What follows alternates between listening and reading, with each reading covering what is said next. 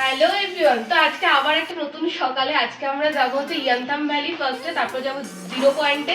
তো পুরোটাই তোমাদের সাথে শেয়ার করব। তো চলো দেখতে থাকো। এখন যাব আমরা ব্রেকফাস্ট করতে। তো ব্রেকফাস্ট করে তারপর আমরা বেরোবো। তো চলো যাওয়া যাক। আমাদের হোটেল থেকে এটা হচ্ছে ভিউ। বরফ তোমরা দেখতে পাচ্ছ কিনা জানি না, এখান থেকে পুরো বরফ দেখা যাচ্ছে ওই দূরে অল্প অল্প। তো এখন আমরা ব্রেকফাস্ট করে বেরিয়ে যাব এখান থেকে। ওই বরফেই যাব, ওই পাহাড়েরই পেছনে যেখানে প্রচুর বরফ রয়েছে সেই জায়গাটাতেই যাব। তো চলো যাওয়া যাক।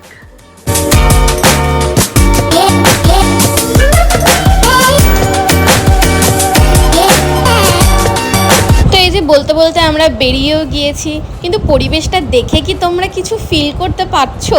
মানে আমার কাশ্মীরের ভিডিওগুলো তোমরা যারা দেখেছো, তো কেন জানি না আমাদের এই পরিবেশটা অনেকটা পুরো মনে হচ্ছিল যেন আমরা কাশ্মীরেই আবার চলে এসেছি।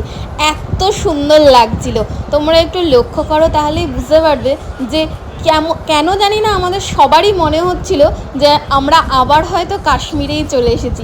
এত সুন্দর লাগছিল পরিবেশটা।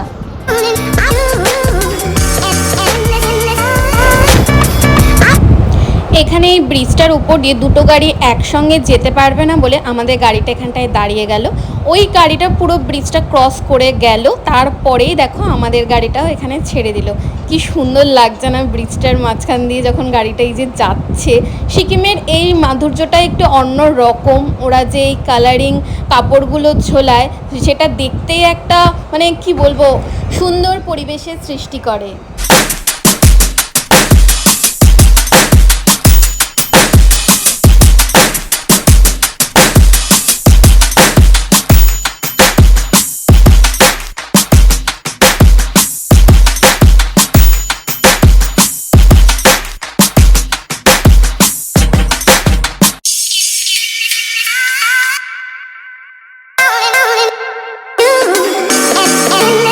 প্রথমেই তোমাদেরকে বললাম যে আজকে আমরা ইয়াংথাং ভ্যালি আর জিরো পয়েন্টে যাব। তো যেই উদ্দেশ্যে যাওয়া বরফ, তো ওই যে দূরে আমরা দেখতে পেয়ে গেছি যে চোখের সামনেই এখন চলে এসেছে। এটারই অনেকক্ষণ ধরে আমরা অপেক্ষা করছিলাম। তার মধ্যে একটা জিনিস কি তোমরা লক্ষ্য করতে পারছো? স্নোফল শুরু হয়ে গেছে, যেটা আমাদের উপরি পাওয়া। তো ধীরে ধীরে যদি ভিডিওটা লাস্ট পর্যন্ত দেখো স্কিপ না করে, তাহলে দেখতে পাবে যে আমরা মানে কল্পনার বাইরে আমরা একটা এমনই জিনিস পেয়ে গেছি যেটা আমরা আশাই করিনি যে এত সুন্দর একটা পরিবেশ আমরা দেখতে পাবো। তো চলো বেশি বক বক করবো না, এখন রাস্তাটা একটু উপভোগ করো।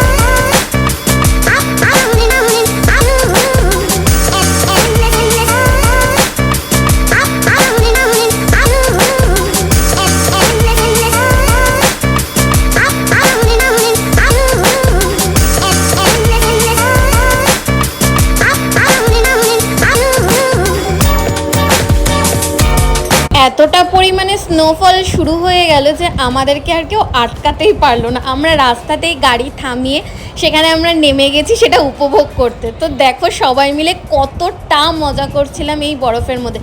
আশা করছি আমার ইনস্টা আইডিতে বা ফেসবুক আইডিতে তোমরা সবাই রিলস ভিডিওগুলো দেখে ফেলেছো। আমার ভিডিওটা যদিও অনেকটা লেটে আসছে, পুরোই ল্যাদের কারণে আমার এডিট করে এগুলো পোস্ট করা হয়ে ওঠেনি। যাই হোক, তার জন্য আমি সবার কাছে ক্ষমা চেয়ে নিচ্ছি। তো চলো, আমি আর কোনো কথাই বলবো না, তোমরা জাস্ট ভিউগুলো দেখো যে আমরা কি পেয়েছিলাম এখানে গিয়ে। আমাদের সত্যি কথা বলতে সিকিমে গিয়ে আমরা 0 পয়েন্টে যেতে পারিনি, আমরা নাথুলা পাসে যেতে পারিনি, সবই বন্ধ ছিল। কিন্তু এই যে পরিবেশটা আমরা দেখতে পেয়েছি, এইটার জন্য আমরা সব ভুলে গিয়েছিলাম যে এটা কি দেখতে পেয়ে গেলাম আমরা। কারণ সিকিমে এরকম একটা পরিবেশ পাওয়া সত্যিই ভাগ্যের ব্যাপার। সত্যি কথা বলো, তোমরা মনে হচ্ছে না যে আমরা মানালিতে চলে এসেছি? আমি মানালিতে কোনোদিনও যাইনি, কিন্তু আমি ভিডিও দেখেছি, কেন জানি না আমার ওটার সাথে পুরো মনে হচ্ছে যেন আমরা যেন মনে হচ্ছে এইটুকু সময়ের জন্য মানালি চলে এসেছিলাম। এত সুন্দর লাগছিল চারিদিকটা।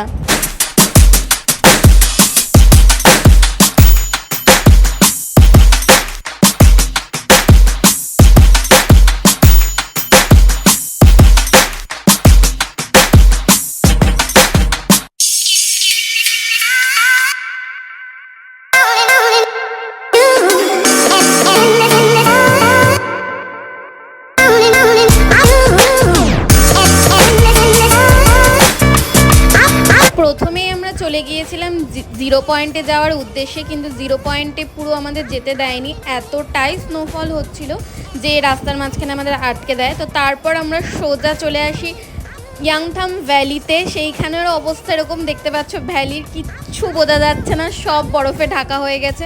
তো সেখানে নেমে আমরা একটুখানি মজা করে নিলাম। আমরা এখানে রঙও খেলে নিয়েছি, ড্রেস চেঞ্জ করে প্রচুর ভিডিও করেছি। সেগুলো দেখতে হলে ইনস্টাগ্রাম আর ফেসবুকে ফলো করতে হবে। তো কথাও বলতে পারছি না, প্রচণ্ড ঠান্ডা। তো ঠিক আছে, টাটা, চলো বেশিক্ষণ বড় করবো না, টাটা।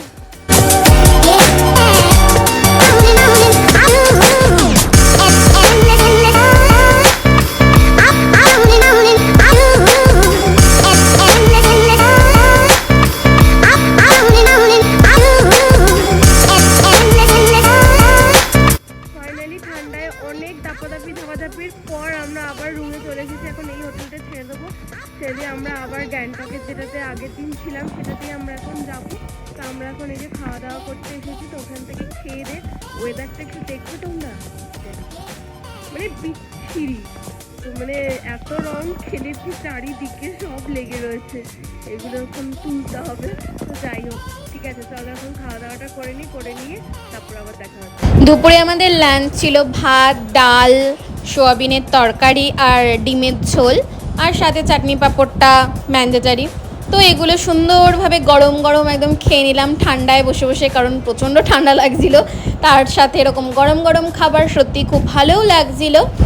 খাওয়া দাওয়া কমপ্লিট করেই আমরা আবার বেরিয়ে যাব আমাদের হোটেলের উদ্দেশ্যে।